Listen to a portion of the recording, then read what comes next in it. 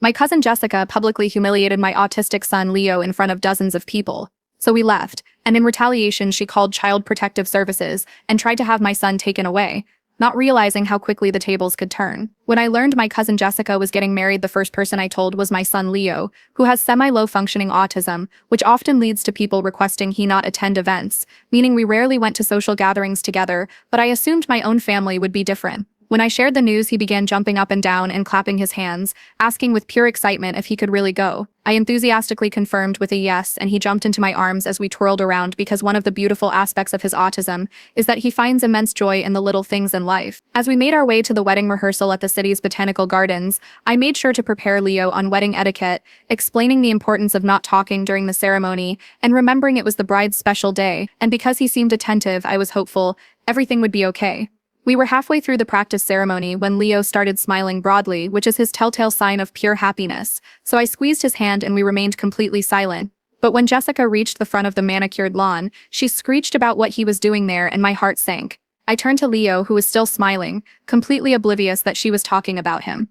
No one else said a word, but instead of continuing with the ceremony, Jessica turned to her groom and screamed like a banshee that she thought he had told him not to come. By this point, she was pointing directly at Leo and his eyes started to well up with tears as the guest began whispering, and I noticed a few looks of disgust directed at her, but unfortunately they were in the minority as most of the audience nodded in agreement as if Leo's presence was the most disgraceful thing they had ever witnessed. I wanted to yell at Jessica and tell everyone that I couldn't wait until she dies of obesity so Leo and I could dance on her grave, but I didn't because I wanted to be a good role model for my son, so we simply walked out. As soon as we were outside the gardens, Leo had a meltdown, crying and asking why she would say that about me, and I thanked the heavens he didn't realize her cruel words were directed at him. I told my son that some people are just bitter because they don't like themselves.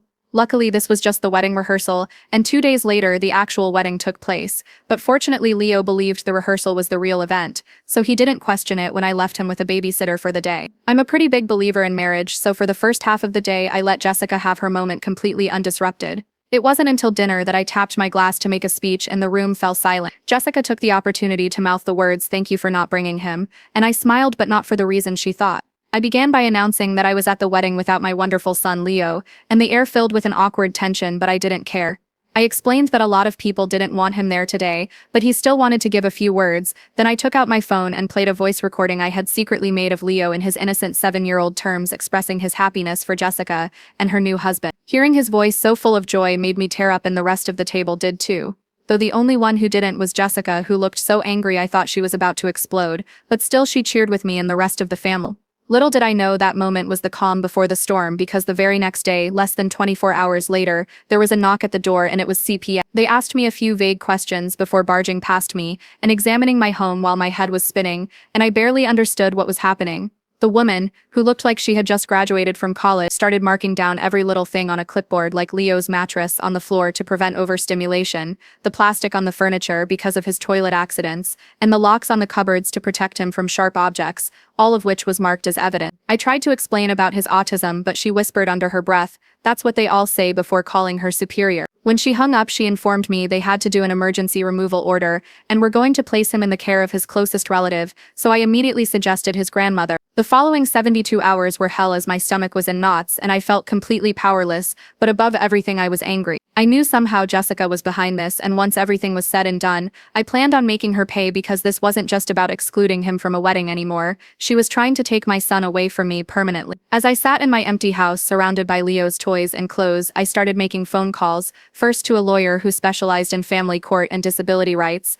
then to my mom, who confirmed that they hadn't placed Leo with her despite my request, and then to Leo's developmental pediatrician, who was outraged when I explained the situation.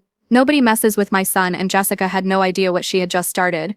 The next morning I frantically gathered every document I could find related to Leo's care, including medical record, therapy assessments, school IEPs, and notes from his pediatrician, anything that would prove I was a good father, but my hands were shaking so badly I could barely organize the paper. I kept thinking about Leo and where he might be, wondering if he was getting his medications, if they knew about his sensory issues, or if someone was making sure he had his special blanket at night. I called his developmental pediatrician, Dr. Ramirez, again to see if she could write a letter explaining his accommodations, and she was absolutely furious, saying she's been Leo's doctor for 5 years and that those accommodations are medically necessary, not neglect. She sounded personally offended and promised a letter within the hour, adding that she was happy to testify if needed. While I waited, I reached out to my neighbor Emily, who works as a special education teacher and has known Leo since he was 4, and she immediately offered to write a character reference, calling the situation absolutely ridiculous and saying I'm the most devoted father she knows. By noon, I had a small stack of documentation and was on my way to meet with the lawyer Sarah Miller, who specialized in cases involving children with disabilities. Her office was small but welcoming, and Sarah was all business, taking detailed notes as I explained everything from the wedding invitation to the CPS visit. She asked if I believed my niece made the call as retaliation for the recording, and I nodded, admitting it sounded paranoid, but the timing was too perfect. Sarah didn't look surprised, explaining that false CPS reports as revenge happen more often than you'd think, but the good news is we could fight it. The emergency removal would require a hearing within 72 hours, so we needed to be ready to present our case, and in the meantime she would file an emergency motion for visitation, because they couldn't keep me from seeing Leo while this was investigated. I left her office with a long to-do list and headed straight to Leo's school, where the principal, Mrs. Davis, was shocked and immediately pulled Leo's file, promising to write a letter documenting his progress and our regular meeting. On my way home, I got a call from my mom, whose voice was tight with anger, telling me she had just gotten off the phone with my Aunt Linda, who said Jessica was telling people Leo had a complete meltdown at the rehearsal, and I did nothing to control him. My blood boiled because he was perfectly quiet until she started screaming, but Mom said Jessica is telling everyone I'm neglectful, and that Leo is dangerous and out of control, which explained the CPS call. When I got home, there was a Facebook message from Mark, Jessica's new husband, that simply read he had nothing to do with this and he was sorry, so I screenshotted it just in case it was useful later. My phone rang again with an unknown number, and it was Chris from Child Protective Services, Leo's assigned caseworker. My heart skipped a beat as I asked where my son was and if he was okay, and he explained Leo was in an emergency placement with a foster family experienced with autistic children. His voice was kinder than the woman who had come to my house, and he acknowledged my request for placement with my mother and said they were looking into that option, but he wanted to let me know I had been approved for a supervised visit the next day at 2 at their office, which made me nearly collapse with relief. After hanging up, I immediately called Sarah to update her, and she was pleased about the visit but warned me to be careful because they'll be watching my interactions closely. That night was the longest of my life, and I ended up sleeping on Leo's floor just to feel close to him. The next day, I arrived at the CPS office an hour early, clutching Leo's favorite comfort toy, a soft blue octopus he called Squish, and when they finally brought him in, he looked exhausted with dark circles under his eyes, but his whole face lit up when he saw me. He launched himself at me and I caught him in a tight hug, my voice thick with emotion as I told him I missed him so much, and Leo talked a mile a minute about the strange house and the lady who doesn't cut sandwiches right, breaking my heart that he didn't understand why he couldn't come home with me. When our hour was up, the meltdown was catastrophic as he clung to me screaming and sobbing, and it took everything I had not to break down myself as I watched them carry my hysterical son down the hall. Back at home, I checked my email to find Dr. Ramirez had sent her letter, which I forwarded to Sarah just as my phone rang again with my mom telling me CPS was doing a home inspection the next day to see if she could take Leo temporarily, which was progress. But she paused and said they received additional concerns about my care of Leo, and my stomach dropped because I knew Jessica was doubling down and telling new lies. The thought made me angry enough to call her directly, and to my surprise she answered, her voice cold as she asked what I wanted. I asked why she was trying to take my son away, and she scoffed, saying she was only expressing legitimate concerns, because Leo needs professional help, not just me making excuses for his behavior. I told her he has professional help and doctors and therapists, but she interrupted, saying he still can't behave properly in public, and the way I let him act at her rehearsal proves I can't handle him. I was so stunned I could barely speak, because he was completely quiet until she started screaming at him, but she smugly said that's not how she or most of the guests remember it, and I realized she was getting other people to make statements against me, so I hung up before I said something I'd regret. I immediately called Sarah and she advised me not to contact Jessica again and to document everything. The hearing was scheduled for the next day, and Sarah met me outside the courthouse looking confident, reassuring me we had strong documentation and Dr. Ramirez would be testifying by phone. Inside, I saw Jessica sitting in the hallway with an older woman I didn't recognize, and she smirked when she saw me. The judge, an older man named Judge Evans, reviewed the initial CPS report while Sarah presented our documentation, including the letters from Dr. Ramirez, Davis, and Emily, along with all of Leo's medical records. Sarah argued that the accommodations CPS flagged as concerning are all medically recommended for a child with Leo's specific needs and are signs of attentive parenting. not neglect. The CPS worker who had inspected my house testified next and admitted under Sarah's questioning that she had limited training with autistic children and hadn't consulted with any specialist. Ramirez's testimony was powerful as she explained each accommodation in detail and emphasized how well Leo was doing under my care. I thought we were making progress until the CPS attorney called Jessica as his next witness, and she described the rehearsal incident completely differently, claiming Leo had been disruptive and uncontrolled and that she'd seen me manhandle him when he got upset. She said with fake sincerity that she had been concerned about my parenting for years and only called CPS because she genuinely feared for Leo's well-being. Sarah's cross-examination was brutal, questioning Jessica about the timing of the CPS call less than 24 hours after I played the recording at her wedding, which Jessica claimed was coincidental. Sarah then established that Jessica hadn't wanted Leo at her wedding because of his autism, despite other children being present, and that she had deliberately excluded a child based on his disability before calling child services when his father brought attention to the discrimination. The judge was watching Jessica carefully as Sarah established she had no expertise in autism or child development. When it was time for closing statements, Sarah emphasized that all the evidence against me was the testimony of a woman with clear bias who made the report immediately after being embarrassed at her wedding. After a short recess that felt like years, Judge Evans returned and dismissed the emergency removal order, stating he saw no indication of neglect or harm, but in fact quite the opposite. The relief was intense, though he ordered a follow-up home visit with a specialist, and that until then, Leo would be placed with his grandmother, with unlimited visitation for me. It was close to a complete victory, and as we left the courtroom, Jessica pushed past me, hissing this wasn't over. But Sarah put a hand on my shoulder and said loudly enough for Jessica to hear that she thought it was, and that if she made any more false reports, my client would pursue legal action for harassment. I was allowed to pick Leo up from the foster home that afternoon, and the foster mom admitted he'd been struggling and barely sleeping, constantly asking for his daddy in his room. When Leo saw me, he was cautious at first, but when I told him we were going to Grandma's house, his whole body relaxed and he asked if I would be there too, and I promised I would be there every day. On the drive to my mom's, Leo fell asleep, clutching Squish, and at her house we set up his temporary room together, trying to make it as familiar as possible. Mom muttered that Jessica was always trouble and a bully even as a child, and when I told her about Jessica's threat, she said fiercely that we were ready for her now. That night I slept on an air mattress next to Leo's bed and woke around midnight to find him standing next to me with tears on his face, whispering that he had a bad dream that the mean lady took him away again. The next morning, Chris from CPS called to schedule the specialist home visit for the following day, adding that after reviewing Dr. Ramirez's letter and the judge's decision, he didn't anticipate any issues. That evening, I got a strange text from an unknown number telling me to check my email, where I found a message with a video file attachment. I clicked play and my blood ran cold as I watched footage from Jessica's wedding reception, which not only showed my toast, but also captured Jessica afterward, leaning close to several guests, and angrily gesturing towards me before pulling out her phone and showing it to the person next to her, who nodded encouragingly. The timestamp on the video was, and according to my CPS documentation, the initial report was made at 9:52 p.m. I replied to the unknown number to thank them and ask who they were, and the response shocked me as it was from Mark, Jessica's husband, who said he was sorry about all of this and had tried to stop her. Unsure if he was genuine or if it was a trap, I cautiously texted back asking why he was helping me, and he replied that what she's doing is wrong, and she's been obsessed with making me pay for humiliating her, even convincing her bridesmaid to make a false statement to CPS. I called Sarah and read her the texts, and she advised me to ask Mark if he'd be willing to provide a statement, but not to pressure him. I texted Mark asking if he would be willing to tell the truth to CPS, and almost an hour later he replied that he would think about it, but Jessica couldn't know it was him. The next day was the home visit with the specialist, who was nothing like the first CPS worker,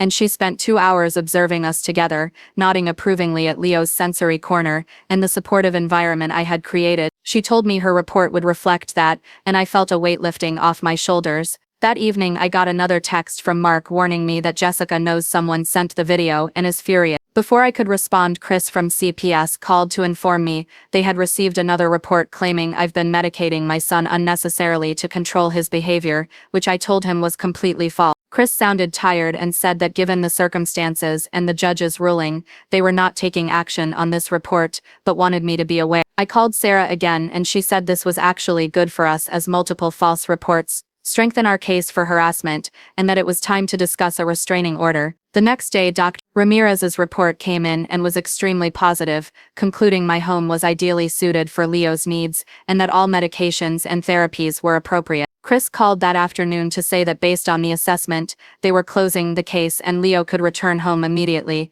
and off the record he apologized for how the case was handled initially. I drove to my mom's house to share the news, and Leo was ecstatic, and as we packed his things my phone buzzed with a text from Mark, saying he just heard the case was closed, but Jessica was planning something else and to watch my back. I stared at the text, hands starting to shake, and shoved my phone in my pocket so Mom wouldn't see how freaked out I was, while Leo buzzed around the room happily packing his toy. I forced a smile for Leo and promised him ice cream with extra sprinkles on the way home, and walking back into our house together felt surreal after the hell of the past week. That night after getting Leo settled, I sat down and realized I couldn't keep living in fear and it was time to go on the offensive. The next morning I called Sarah and told her what Mark said, and she didn't hesitate, saying we had multiple documented false reports, which constituted harassment, and we could file for a restraining order or pursue civil damages. I just wanted her to leave us alone, so Sarah agreed to draft a cease and desist letter, which often scares people straight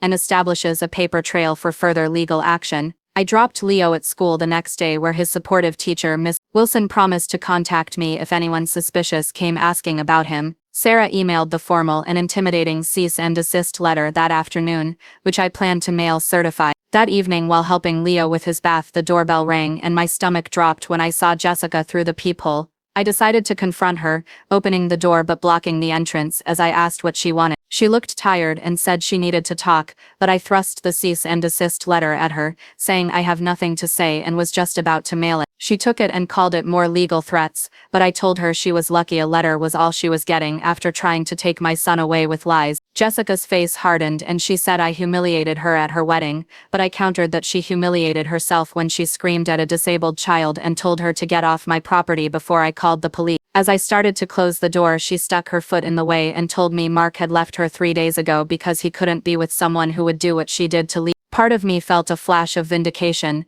but seeing her distress made it hollow, and I told her that was between her and Mark and had nothing to do with us. She accused him of helping me and I kept my face neutral, not wanting to get him in more trouble, just telling her that what mattered is she was caught in her lies and needed to stop. Jessica's expression hardened again as she said I think I've won, but she has been talking to other family members, telling them how I'm using Leo's condition for attention and sympathy. Just as I was snapping at her to get out, Leo's voice came from behind me saying he was all clean now. He was standing in the hallway in his dinosaur pajamas, and when he spotted Jessica his whole body tensed as he whispered loudly that it was the mean lady. Jessica's eyes widened as she really looked at Leo, who was starting to rock back and forth in rising anxiety. I gently told him to wait in his room, but Leo didn't move and instead stepped forward, his voice wavering, but determined as he told her she was mean to his daddy at the fancy party, that she yelled and made people sad. Jessica seemed stunned as Leo continued, his words coming faster, saying he didn't do anything bad and was quiet like Daddy said, but she was loud and scary, and that his teacher says you shouldn't be mean to people. I was frozen, watching my son stand up for himself in a way I'd never seen before, and pride swelled in my chest. Jessica looked from Leo to me with an unreadable expression, then without another word, she turned and walked away. I closed the door and immediately went to Leo, who was now in full stimming mode, and guided him back to his bedroom, telling him how brave and proud I was that he used his words. It took longer than usual to get him settled that night as the encounter had triggered his anxiety, and I wondered if this was what Mark had warned about or if more was coming. The next morning, Chris from CPS surprisingly wanted to meet, and at a coffee shop he told me off the record that they had received another report about me yesterday. My hands clenched, but he shook his head, saying it wasn't from Jessica but from someone named Charles Johnson, who I realized was Jessica's dad, my uncle. Chris said the accusations were almost identical to Jessica's, and that his supervisor had marked this one as potentially malicious, given the pattern, and he thought I should know what I was dealing with. I immediately called Sarah and explained, and she said this was perfect as it demonstrated a pattern of coordinated harassment, and she would amend the cease and desist to include all of Jessica's immediate family. I then called my mom and filled her in on everything, and she was livid, fuming that Charles always did whatever his precious daughter wanted and that she was calling a family meeting. I tried to talk her out of it, but Mom was adamant that everyone needed to know what was really happening. The family meeting was set for Sunday, and I was a nervous wreck, especially since Mom had invited everyone including Jessica and her parents. When Sunday arrived, a surprising number of aunts, uncles, and cousins showed up, and Jessica came with her parents, her composure slipping when she saw how many people were there. Mom took charge immediately, announcing that there had been a campaign of harassment against her son and grandson coming from inside the family. She laid out everything chronologically, passing around copies of Dr. Ramirez's report and the cease and desist letter, and finished by staring at Uncle Charles and saying they had reason to believe others were making false reports. Uncle Charles turned red and claimed he was just concerned, but Mom cut in, that he had barely seen Leo and had no idea what he needed. Another aunt spoke up saying Jessica told them Leo was out of control at the rehearsal, but I firmly stated that was a lie and Leo didn't make a sound until Jessica started screaming at him. To my surprise, one of Jessica's bridesmaids spoke up and confirmed I was right, saying the little boy was just smiling and Jessica was the one who flipped out. Jessica hissed at her former friend, but Mark suddenly appeared in the doorway, saying enough lies. The room went silent as Mark walked in and said he had watched this go on too long, from the wedding to convincing her friend to make a false statement, to getting her dad involved. Jessica tried to say I deliberately humiliated her, but Mark countered that she had publicly humiliated his son first and that if she had apologized, none of this would have happened. As other family members started murmuring, Aunt Maria, who has a daughter with Down syndrome, asked if her child wouldn't have been welcome at the wedding either. The tide turned fast as family members expressed their disappointment and shared stories of Jessica's past cruelty,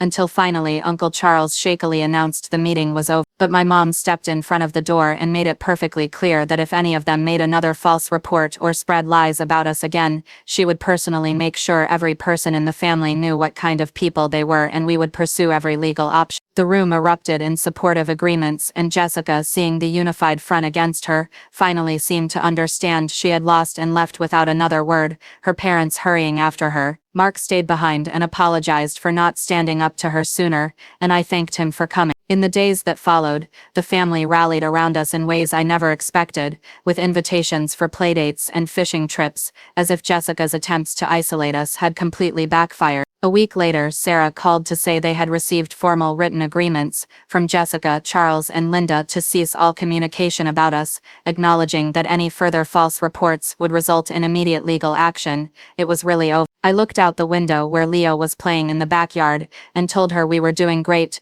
better than before all this happened. The ordeal had been terrifying, but for the first time Leo was truly included in the family, with people now making efforts to learn about autism and accommodate his needs. 2 months later, we attended a family barbecue and Leo, though nervous at first, was led away by Aunt Maria's daughter to play in the sprinkler. I watched him playing with the other kids, his happy flapping drawing curious but kind questions, not stares or whispers. Mark stood beside me and observed that Leo seemed to be having a good time, and I agreed, feeling a deep contentment I hadn't experienced in a long time, because he really was.